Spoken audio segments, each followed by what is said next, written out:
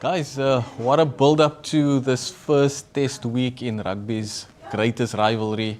Soon, the Boks and the All Blacks test one coming up. John, it's been mudslinging, it's been blaming, it's been a case of teams held back to respect the opposition, but also to keep them waiting in anticipation. Yeah. It's been an unbelievable week so far. I mean, this is basically, as Ron Burgundy said in Anchorman, that escalated quickly. We started off Monday with the All Blacks accusing the Springboks of going to slow down the game at the set pieces, the lineouts and scrums. Then Rassie Walls, Jaco Piper out saying, well, this is actually the law. You've got 30 seconds. You can actually pray in that time as well. There's 11 languages we need to get through with the line-out calls. It felt like they played into Rassie's hands with bringing Jaco Piper out. It's like he wanted them to do that. And he just brought Jaco Piper and he said, here's the rules. This is how we go about it. We're doing nothing wrong. And that was the good thing for me. He didn't have a player there that wouldn't have been able to answer those questions from seasoned journalists in the room. I think they would have sat there with a mouthful of teeth, like they say. But Jaco Piper, experienced, and he knows what goes for what. He sits in those meetings and he knows what they do right, what they are on the thin white line on. On the vodka. And then he knows what they are doing wrong, but how they are masking that. So that's all taken into account by Rassie, and a master stroke, to bring out Jaco Piper on a Monday to say, okay guys, this is not happening. Take a breathe. And I think Jaco Piper is probably the only former pro ref probably in a system.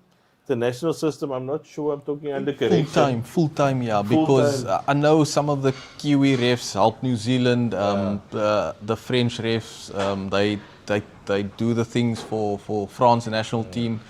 England, I think, sometimes rope in Wayne Barnes, and Wales would look at our good friend, the retired, that throw was straighter than me. I'm straighter than that throw. But it's deliberate from us. Nothing he does is not deliberate. There's nothing calculated. There's nothing that is by chance. When he brought in Jaco Piper a couple of years ago, he knew exactly what he was doing and where he was going with it. There's no okay, this might happen or we might do this. Yeah. Every single thing is about gaining that mental edge. Yeah. And that is what Rassie is all about. Yeah.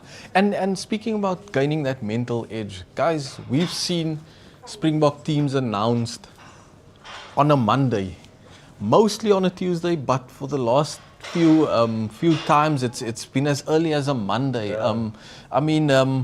Teams like Ireland, England, what must they now think that the Boks are keeping their team back for New Zealand for a Thursday? Was it a bit surprising that the Boks kept the team back? No, I'm not surprised. A lot of people were surprised because I think at this point, if we go all the way back to the World Cup quarterfinal in 2023, the Boks announced their team early throughout that campaign, and then when the knockout starts, France didn't have a clue who was going to play, who was going to be that 23, because they had rotated so heavily throughout that World Cup.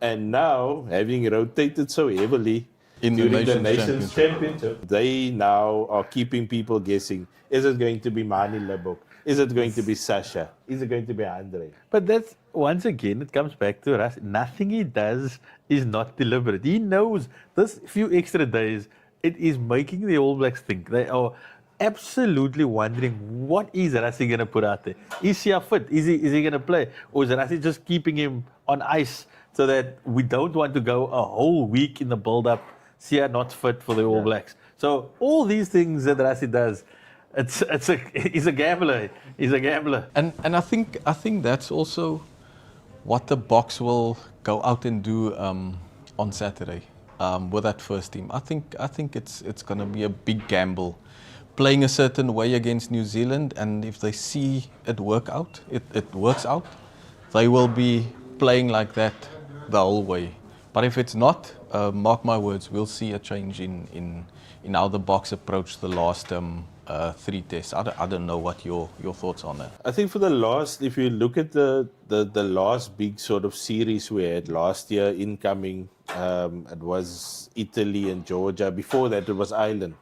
And I think that was the only time from test 1 to test 2 where he didn't change the team, where he went into it with the same team.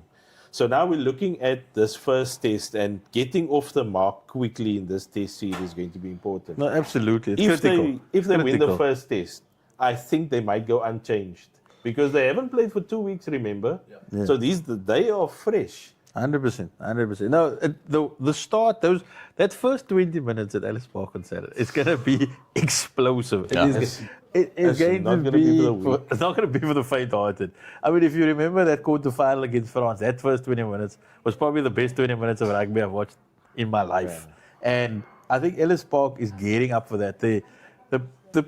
The country is so excited about this series. It's like we've been waiting 30 years for this. Like rugby championship didn't exist. It's like the first time we're seeing the All Blacks. Yeah. The hype around this is massive. people are talking about the guys not turning up at the Bulls and the Stormers. That's all appetizers. That's all appetizers. This is the main course, And guys. I mean, I think you can't compare the challenge to what the All Blacks have faced before. The Stormers, Sharks and Bulls, all basically still in pre-season without their box, playing with third-string teams, looking tired, getting blown away. It's like a pre-Ashes series when England go to Australia, they're playing a bunch of club cricketers, and then suddenly you get Glenn McGrath and Warner at you. No, That guys. is what's going to happen On Saturday, you are not going to have time to play the ball out to the back. No. You are not going to, your scrum is not going to stand still.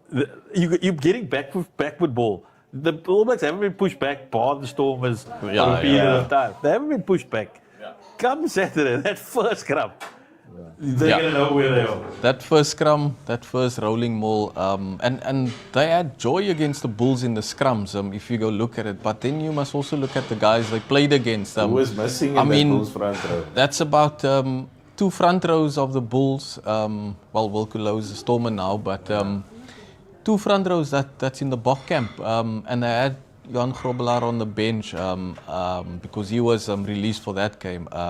What the Stormers would not have given to maybe fill the Sasha in one of those warm-ups. But like you said, come first whistle, after that Haka and Sister Bettina.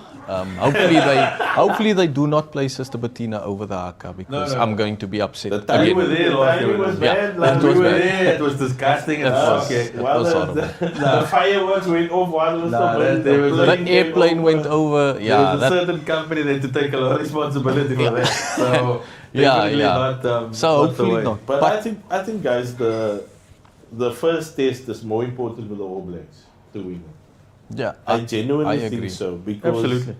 they don't have the depth that the Springboks have. To go again next week To and the go following. again next week, they will have to basically, the core of their squad will have to go again and again and again and again for 4 weeks in a row.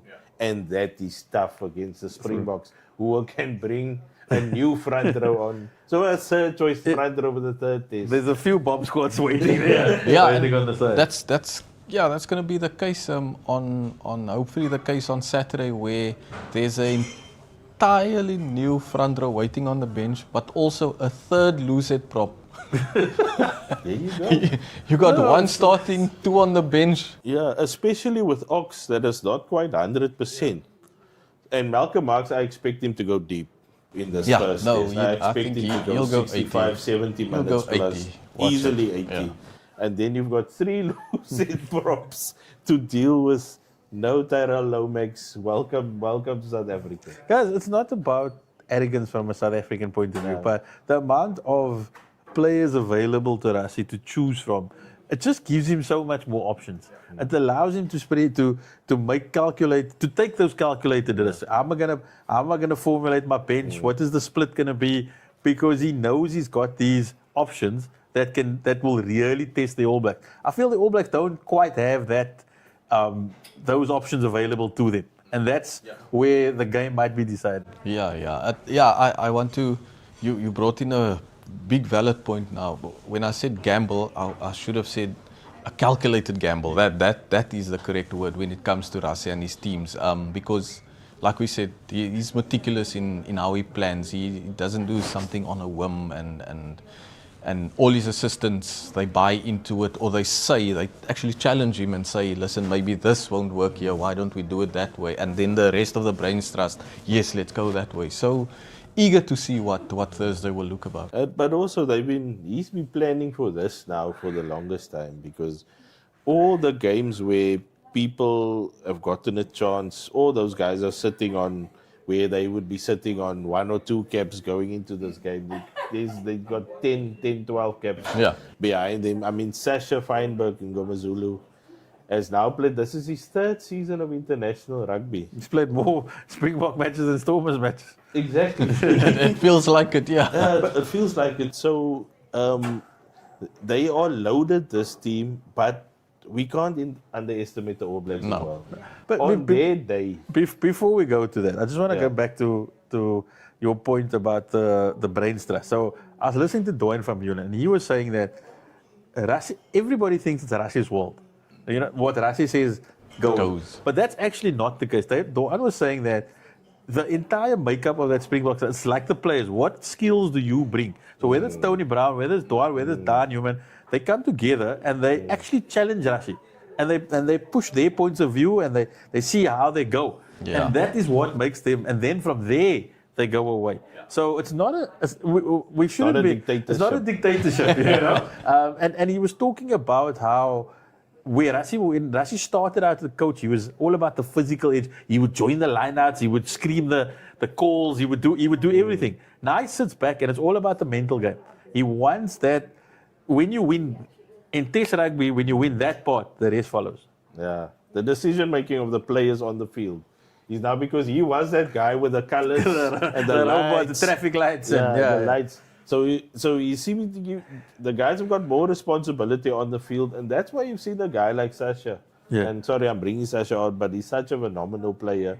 Is that he's been giving the freedom, but in a system to do your thing, because you are a match winner. You can win a match on your own. When in previous years, would Sasha have had the freedom to do what he did? If every good thing, he would have been counted by the mistake he made, and that would have been the headline for the week. Yeah. When now we talk about, I mean, Leighton, you're right about all of that. We talk about the good things. Yes, he makes those odd mistakes, but that is what you get. It's the Carlos Spencer. Yeah. You know, what do you call Spencer? Do you telling him, oh, I mustn't do the banana kick, I mustn't throw it inside?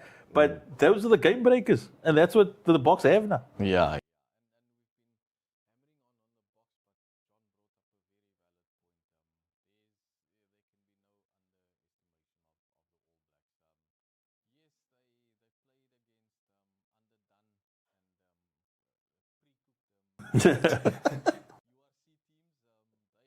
Two-minute noodles.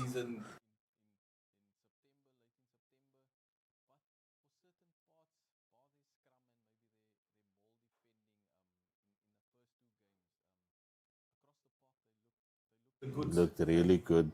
And we haven't even seen Cortez Ratima, Cam Roygard, Will Jordan. We haven't seen those guys. Those guys are two of the best players in the world. So they must still join the fray. They've been kept in cotton wool. They've been kept on ice. While the other guys played the undercooked, they were being frozen in the fridge. So it's definitely, for me, if they get the chance to, it's between them. And while we look at the battle up front, that's going to be important. But the way I see it, it's going to be between them and the Boxers' rush defense. Yeah. That is where we will see, because against people like the Sharks, we played the Sharks. Shark Craven Week team. Varsity Cup. Sharks Varsity Cup side. They got so much time and space, and they actually, even in wet conditions, killed them. Yeah. But against this Bok rush defense, there's no time to breathe. Jaco Kriel is a monster. He's a monster. Huh? I said, Jesse Kriel is a monster. Yeah. Jesse Kriel is an absolute monster. Yeah, he's going to be quite important. On 13, should he be selected? Let's say that. Some people are tipping Kainan Moody, who's not a bad shout as well. You reckon? You reckon? No, I don't reckon. I can't It's going to be tried and tested. No, it's going to be the brothers in arms, the guys who've got the World Cup ribbons along that. Tried and tested, and then we'll see if they swim. Like John suggested, might be the ones for the second test as well, just to get the footing in, because Cape Town can be a tricky place to play the All Blacks. We've seen in Canal Walk, we've seen in the DHL Stadium. Must open my jersey. Hey. Some people will shout at you when watching. But just on that, Ellis Park, though, Ellis Park's not Eden Park, guys. Like, the All Blacks don't lose at Eden Park. The Boks have lost at Ellis Park. A couple of years ago, everything was going the way Australia. Yeah, everything was going the way of the Boks, and the All Blacks pitched up and they did the business. So, like you said, just the high felt, all of that doesn't faze them. They're not afraid by that citadel. That altitude thing is also. I know with sports science these days and the altitude masks and all that. And I mean, they've been on the IFL now for a couple of weeks after playing the Bulls. So and they actually won. They won that game in the last 20. If you remember, they actually won that in the last 20 minutes. So they outlasted the Boks. So that's something that they're not afraid. They've known that they have done it at Ellis Park already. But over the last couple of years, though, in the last 20 minutes against the Springboks, they've tended to fade. Yeah. The Boks have finished much stronger. And that is partly because of the bomb squad. That is partly because of the bomb squad. And we've seen it while the All Blacks' forwards may go 65, 70 minutes. You after 45 minutes, you standing there blowing in your IFL there, sucking in the air, and then you see how you come fresh forwards onto the park. Guys, do you have a score? Score predictions, yes, it's actually tricky. Not knowing on a Tuesday what Rassi's team is looking like. But I think a start off for this Ellis Park test, I would call the Boks between 7 and 10. Give me numbers. Numbers. I'm not in the numbers game. I'm in the words game. But I think we're looking at 23-18 around there. I'm going to go high scoring affair. Marius Joubert hat-trick that test match. Are you talking about those test matches? I think it's going to be close, but high scoring. We've seen of this year specifically a lot of points scored. That Scotland Springbok game, the England Springbok game, there's been a lot of points scored. The All Blacks against France, All Blacks Ireland, there's been a lot of points scored, and I'm thinking it's going to be a 37-34 to the Boks, that sort of occasion. I think it's going to be a high scoring affair. I'm going 28-22. 28-22. So we more or less then a 5 so to 10 you didn't ask me which way though. You didn't ask me which way. You didn't ask me which way. Okay, you just assumed. I'm assuming. Come on, guys. Where are you going? Springboks. 28-22. Springboks. Okay. But cool. Looking forward to a good one. Yeah, no, it's going to be good, and it's definitely going to set the tone for the series. I don't feel the midweek games entirely did that. It was nice to haves, but this will set the scene for the 4 tests. Guys, enjoy it. Yeah, it's going to be good. Should be. Yeah. I know we're all going to be 5 o'clock come Saturday. Anybody at Ellis Park? Mike Greenaway will Mike Greenaway. We'll get our colleague Mike Greenaway. Gringo will be there. He'll be there. Entertaining us with his 900-word match reports. So good luck to Gringo. And we'll add the colour. We'll add the colour. Then we kick off next week down here in Cape Town. Colour and the colour, and we'll rate the players. So Bok players beware. Guys, enjoy it. Everybody out there as well. It's gonna be epic.